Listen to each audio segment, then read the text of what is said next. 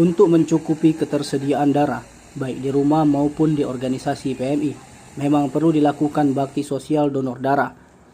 Pada momen HUT Kodam Sriwijaya, Kodim 0405 Lahat, menurut keterangan Letkol Tony Oki Priyono dan Dim 0405 Lahat, bakti sosial donor darah dan sejenisnya dapat memberikan tambahan stok darah yang nantinya dibutuhkan masyarakat yang diketahui seringkali kesulitan mencari darah untuk transfusi di rumah sakit.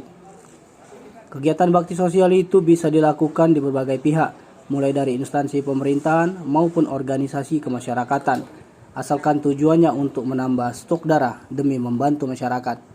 Menurut Tony, kegiatan donor darah hendaknya dapat dilakukan secara berkala dan berkelanjutan, terutama apabila ada momen hari besar dan peringatan hari penting seperti HUT Kodam Sriwijaya, sehingga dapat memanfaatkan para pengunjung untuk menyalurkan darah mereka untuk kemanusiaan. Ini untuk memperingati HUT Kodam ke-77 dengan tema Kodam 2 Sriwijaya di Hati Rakyat, kita menyelenggarakan kegiatan bakti sosial, ada pembagian sembako, donor darah, dan juga pemberian bantuan untuk masyarakat yang rawan terkena dampak stunting. Hal ini kita lakukan utamanya adalah bisa mendukung program-program pemerintah daerah dalam rangka menurunkan angka stunting.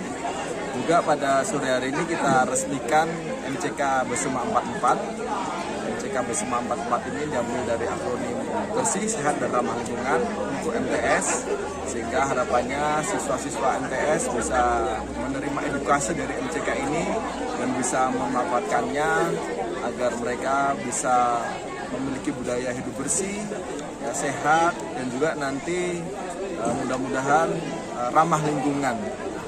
Tim Liputan Sumsel Update TV melaporkan.